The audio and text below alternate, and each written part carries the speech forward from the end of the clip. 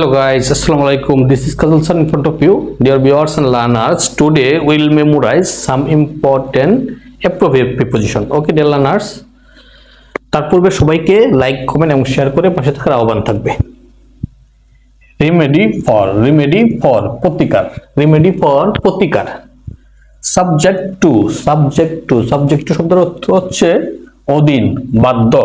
অধীন, বাধ্য। Subject to. Depart from শব্দের অর্থ হচ্ছে ত্যাগ করা, চলে যাওয়া। ডিপার্ট ফ্রম, ডিপার্টের সাথে ফ্রম বসে। বর্ন ইন জন্মগ্রহণ করা। গিভ আপ, গিভের সাথে আপ বসে, তখন গিভ শব্দের অর্থ দেওয়া না, গিভ শব্দের অর্থ হচ্ছে তখন ত্যাগ করা। গিভ আপ, ত্যাগ করা। ফাইন্ড আউট, ফাইন্ডের সাথে আউট বসে, ফাইন্ড আউট খুঁজে বের করা। Find out. কমেন্ট অন মন্তব্য করা। আমরা ফেসবুকে মন্তব্য করি। রিবেল টু প্রকাশ করা। সবাই অবশ্যই পড়ার শেষে ডান লিখতে বলবেন না। ধন্যবাদ।